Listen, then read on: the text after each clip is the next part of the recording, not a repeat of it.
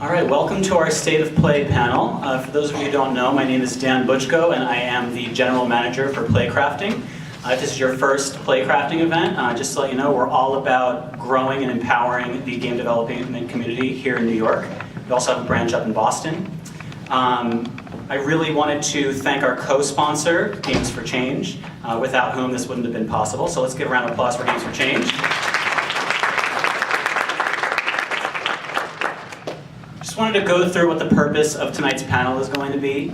There have been a lot of opinions in the news lately around game journalism and specifically ethics, etc. Tonight is an opportunity for journalists and the developers in our community to come together and really strategize on how best to highlight some of the great games that are coming out of the developers here in New York. We'll touch a little bit on some of the recent news, but generally we're going to really focus tonight on how best the developers in our community can get the attention of journalists, such as these up here.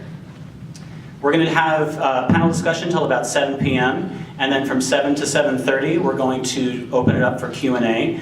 Rather than a live Q&A, we are going to do it via Twitter. You'll see the info on both screens over here. Send any questions you have to @Playcrafting NYC, #StateOfPlay. And at 7 o'clock, we'll go ahead and we will take those questions and move forward. All right, so when we were starting to plan this about 2 months ago, I made sort of a dream list of the panelists that I wanted to have on this panel. But you got us. I had to settle for these guys. But no, we really did nail it in terms of what our goals were and who we wanted to have represented up here. So without further ado, I'll introduce our panelists and then we'll get started. All right, so starting on this side, we have Evan Narcisse, who's a reporter from Kotaku. Then we have Brian Crecente to his right, founding editor of Polygon. To his right, we have Chelsea Stark, games reporter from Mashable. And then to her right, we have Jamin Warren, founder of Killscreen. All right. Yeah, round of applause. All right, so 2 years ago, we held a similar panel to this, talking about the state of game journalism back in 2012. As sort of our kickoff question, let's go down the line. And I'd like to hear from each panelist where they think game journalism has come in those 2 years, how it's changed, how it hasn't, etc. So I want to start with Evan. Yeah, it's interesting because these 2 years have, to me, been a real sea change in terms of how information and opinions about video games get disseminated. We've obviously seen the ascendancy of Let's Plays and YouTubers changing the kind of dynamics about how the people who make games and the people who play games interact with each other, and those guys come in the middle in a different way. I also feel like the big AAA game space has kind of contracted a little bit, and that's created opportunities for different kinds of game making efforts to catch the attention of people too. So those two things have really changed the landscape, and I think it's a really interesting time to be writing about games. It's always an interesting time to be writing about games, which is one of the reasons I do it. But I think these last 2 years have seen traditional media outlets kind of sniffing around more around video games as an interesting art form, interesting medium, and the long-standing game-centric outlets. Some of them, Kotaku included, changing their efforts. Maybe not yours. Yeah, go for it. Yeah, I think there have been a lot of changes.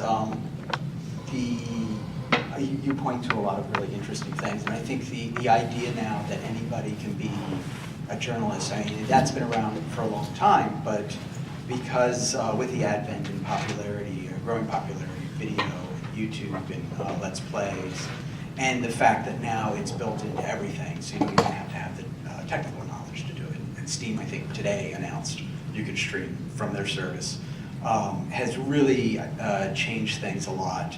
It's allowed people to create their own audiences, and I think it's something that's already was happening. It's created more nichification in terms of journalism and game journalism. We've also seen, I think, finally and sadly, the death of print game journalism in the sense of magazines. There's still a few left, but compared to even 2 years ago, I mean, it feels like it's very hard for them to be sustainable without some other sort of connections.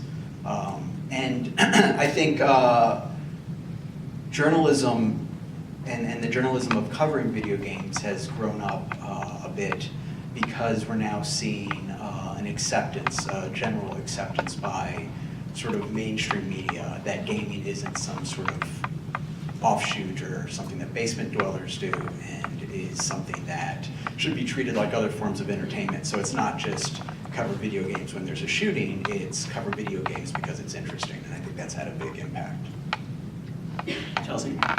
I mean, I think that what Brian said was really important is how much mainstream media is now really paying attention to games. And while we're looking at, you know, some articles like, gee whiz, these kids are making money playing video games, isn't that great? I mean, that may be a little simplified, and we're seeing a lot of that, but there's also, this year we've seen, you know, billion-dollar acquisitions of gaming-related companies by huge startups.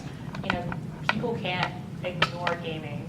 And I think that means that we're going to see lots of people trying to understand gaming, and that means a lot of opportunities for smaller developers who have interesting stories to tell. You know, a good example like recently is maybe the game Never Alone, an indie game that's coming from people, Alaskan Native peoples, and like that game is getting picked up on NPR. This is a totally different, interesting time for this for games. Yeah, it's funny, on the subject of print journalism, since I run a print magazine, I actually brought some, so maybe I should give one to Brian.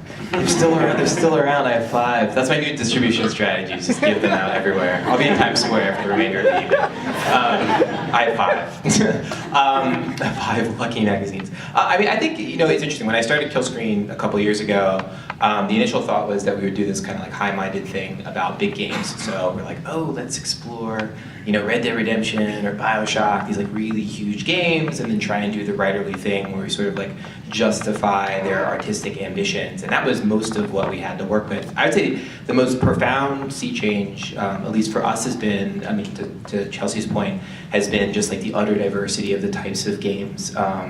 We do this weekly playlist where we send out, originally it was 3 games, and we've kind of pulled it back to just pick 1 game, and it's really hard for us. I mean, I used to write about music, I used to write for Pitchfork, and so I kind of watched this shift happen in the mid-aughts when all of a sudden there's all this new music that was coming out. So I feel like we're in a really good spot in the sense that finally you're able to have people cultivate very specific interests because there's enough diversity there to support that. We like story-driven, we tend to like story-driven stuff, not just like in a narrative sense, but games that have a good story, the kinds of things that would be on NPR. So the fact that there are more of those games coming out, I think definitely lifts the medium as a whole. Nice. Yeah, and on the topic of sort of the decline of printed publications, with the exception of Killscreen. It's fine. We'll hand them out at the end. How have you guys seen the game journalism landscape change to really meet, you know, this increasingly digital world in terms of how people are getting their information about games? I mean, honestly, if you look at traditional journalism right now, every type of coverage is kind of suffering the same thing. And I wouldn't say suffering, it's just that we're really at a point where people are getting their news different ways. They're getting that, like, they want kind of immediate news. And while Killscreen offers a great kind of long-form medium, like, nobody's getting news from Newsweek anymore. They're not suddenly learning about a situation a week later. And so every type of journalism is kind of dealing with this. Where do we move our resources? How do we do things on a smaller budget? And where is our audience now? Yeah, I think that it's created a lot of issues for a lot of people, and it's not just print, it's also online, because there is this desire, especially with Twitter and Facebook, there's this desire, I think, out there for people to get news instantaneously, but you have to weigh that, excuse me, as a journalist, you have to weigh that with the need to fact check and to do reporting, and there's, you know, this introduces something that I think TV news has put up with or had to deal with for a long time, but this need to sort of weigh when you get a story out. It's not like you have a print deadline where you say, okay, by 5 p.m. tonight I have to have this story in the bag. You could write that story 2 seconds after you hear about it. So when is it that you decide to write that story? And that has a huge implication on how journalism is done and what readers expect and what sites look at when they determine how they're going to cover things. Gotcha. It's going to sound a little bit like I'm drinking the Gawker company Kool-Aid, but one of the things that this kind of new reconfiguration of media consumption has done is brought readers and writers a lot closer together, right? Like, one of the things we kind of treat as common knowledge at Kotaku is that, like, you can't information gather 1,000 people, right? Like, if there's 1,000 people who are all into the next Bayonetta game, and there's 12, 15 Kotaku staffers, chances are they're going to hit on some information before we are, right? But what we have the benefit of is, you know, kind of institutional knowledge, certain amount of access, and hopefully like a historical sense of where news sits within a new development, right? So like, and those things hopefully build into an intuition that lets us, you know, call bullshit on something when it's clearly fake. And if something seems real, be able to draw on the resources or just other opinions, informed opinions of people who might be able to help us figure out if it's real or not. So the idea that the readers are a resource now and can be partners in the reporting out of a story. And yeah, you may have to suffer your lumps and be corrected on something you get wrong, but the final product, hopefully the final narrative that comes out of the reporting, is something that is accurate, meaningful, and maybe even more meaningful by virtue of having involved the readers in your quest for what's really going on. I'm going to respond. Do it. No, I think, I mean, it's a very good point. I think crowdsourced journalism is probably the biggest change, and most important change to journalism that's happened in, God knows, since God knows when. It's really important because it does allow you to suddenly have access to all these opinions and all of these, essentially, researchers. But it also creates this sort of, it's So much noise. Yeah, well, it's not just noise. It's the fact that you are essentially, it's like you're riding a Bronco. Not that I'm into horses at all. Do you ride horses? No, I don't. You don't know me well enough, apparently. I am terrible at analogies, and yet I keep doing them. But it's, you really, like, you have to stay on top of it, but it's a wild ride. I mean, it is, you can be almost, as a journalist, forced into covering things that you don't think should be covered because of your journalism background, because you think that it doesn't deserve coverage. Or you can have this massive audience telling you, no, you shouldn't cover this thing, which is something new at Kotaku when I was there, and I'm sure, and a little bit of Polygon, but we ran into a lot. You write about, perfect example, I'll use an example of something I wrote, but I wrote about blood minerals in video games. And so many people got upset because they said, video games are fun. I don't want to hear about terrible things in video games. So how do you respond? I only want to do terrible things at video games. Right. I don't want to hear about them happening in real life. But the idea that you are not just trying to serve your audience by giving them what they want, but also what they need, is a contentious thing.